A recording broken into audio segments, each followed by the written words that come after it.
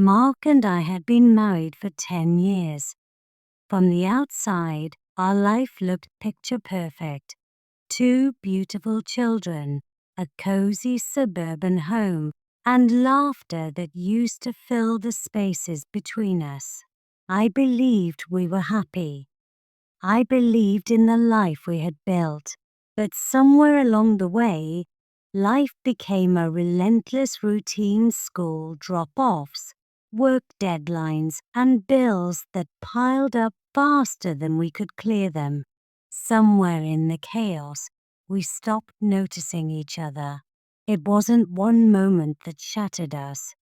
It was 1,000 tiny cracks and spoken words, missed glances, and the quiet erosion of intimacy.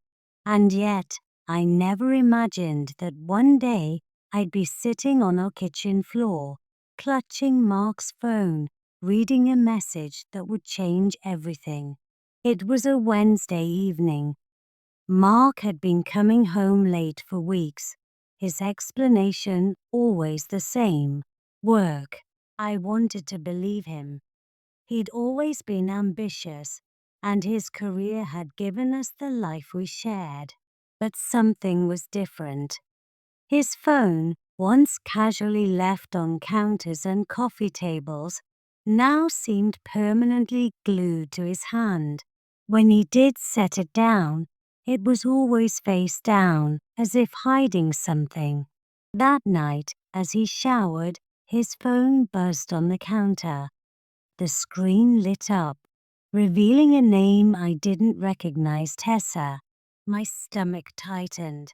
My rational side told me it was nothing, but my instincts screamed otherwise. Hesitating for only a moment, I swiped open the message.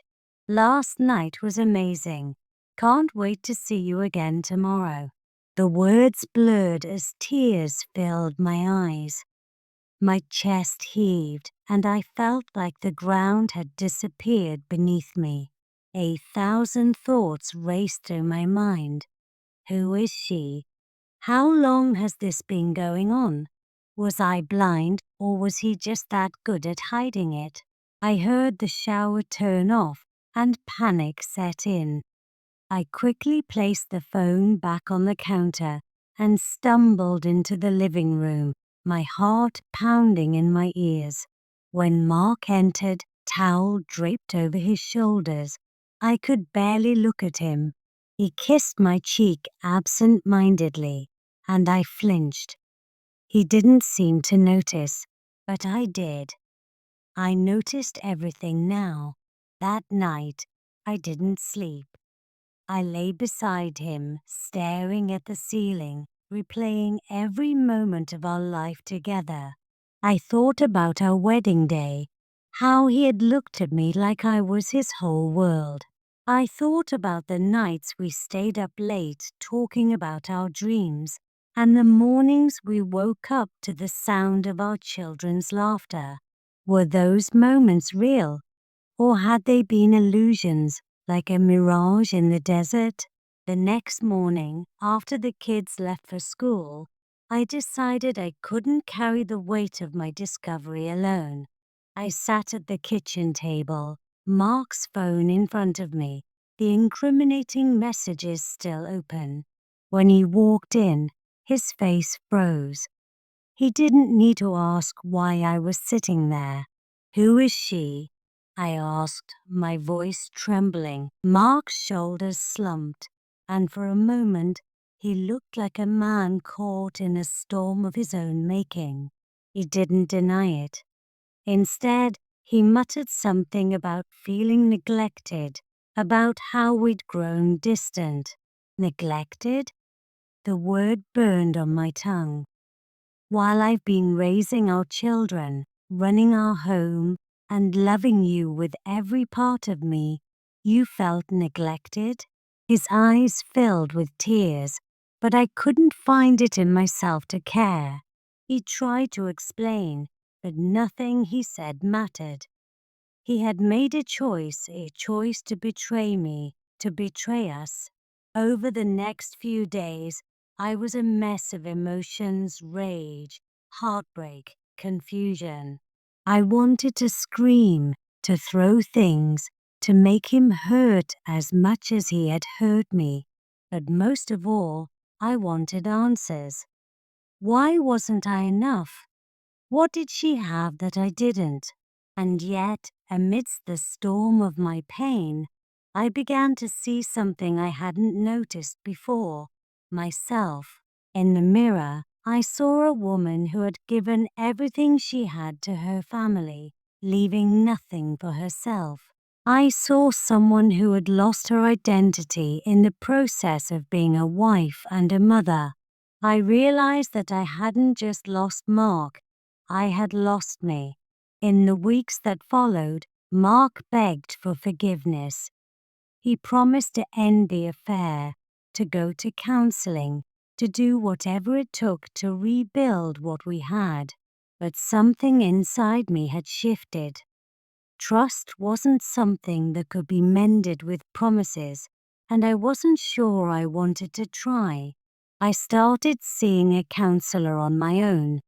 I needed to unravel the tangle of emotions inside me, to figure out what I wanted not as a wife or a mother, but as a woman. It was in those sessions that I began to reclaim pieces of myself. I started journaling, pouring out my anger and grief onto the page. I reconnected with old friends, people I had drifted away from in the whirlwind of marriage and motherhood.